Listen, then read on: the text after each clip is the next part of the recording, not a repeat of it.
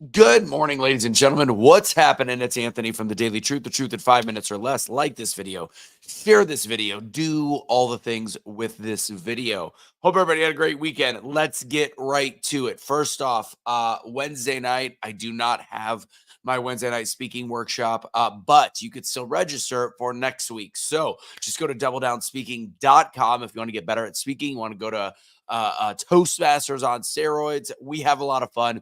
Register early for next week's class. Last week we had like 9 or 10 people. So make sure you get in, do that now, register now. Let's get into today's message on victim mentality. I found a photo that I wanted to talk about, which I will probably talk about tomorrow.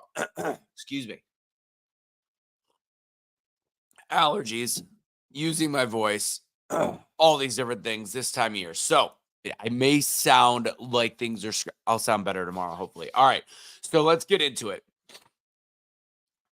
I have a photo that I'll probably save till tomorrow's truth, because there was something that I wanted to talk about with it. But this one, I was watching a very specific video yesterday, and I watched an argument on victim mentality and not victim mentality. And the person that was playing the victim was talking about generational trauma, 200 years of being behind the other race. And look, I'm not going to get deep into the race side of it. I'm getting into the concept of victim mentality and why it's created, why it's instilled in people's minds. It allows there to be class warfare.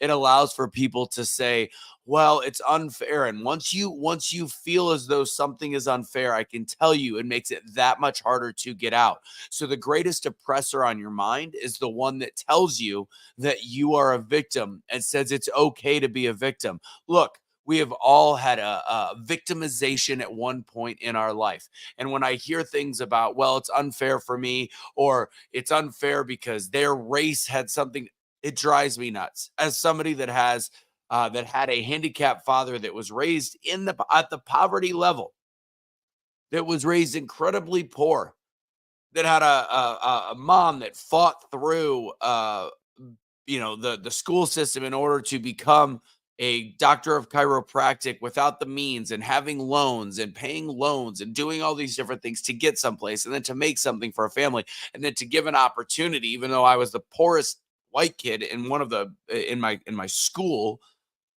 Look, we all have capabilities and we all have opportunities. It's harder to see the opportunities depending on your upbringing. It's harder to see the opportunities depending on where you've come from, but it doesn't mean they're not there. Trust me, it's not race based either. It is socioeconomically based. But once you blame it on something and say that it's impossible, then it becomes impossible. Your mind is the last bastion of potential capability and truth. What happened to your ancestors or relatives or family 100, 150, 200 years ago has nothing, as much as they might say it soaks into you, the generational trauma. That's psychobabble that is there to make sure that you rest easy in knowing that you'll never amount to anything.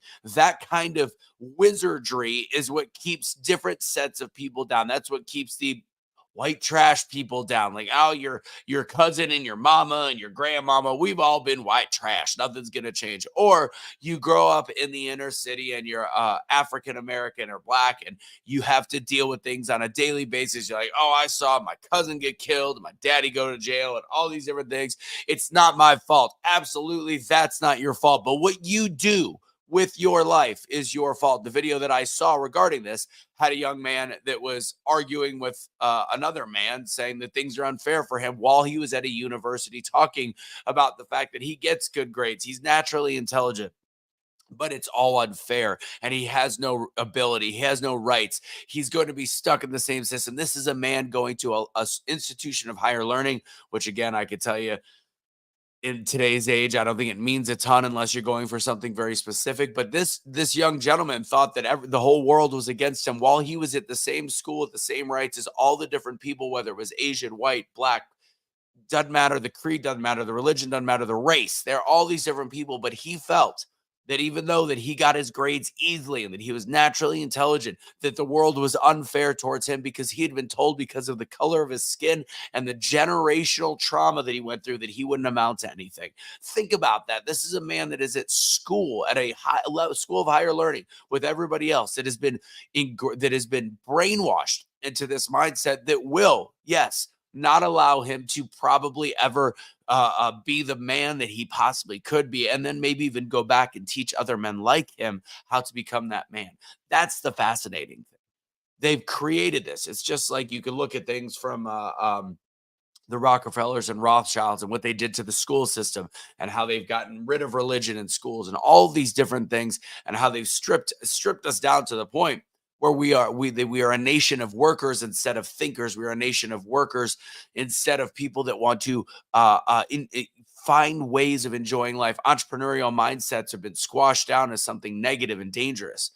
This is what you have to think about. All of these mindsets going against you are so incredibly dangerous. So, no matter if you're white, you're black, you're Asian, you're Indian, whatever your persuasion is, whether you're poor, whether you have handicapped parents, like a handicapped parent like I did, or whether you go through suicidal ideologies, which I think is this massive creation of depression. The creation of depression comes from you'll never amount to stuff. I think it's a wide range of different things. But if I could give you one truth, the truth is a negative mindset on who you are, what you are, based on generational trauma, generational wealth, what your parents or what your grandparents or what your great grandparents didn't have.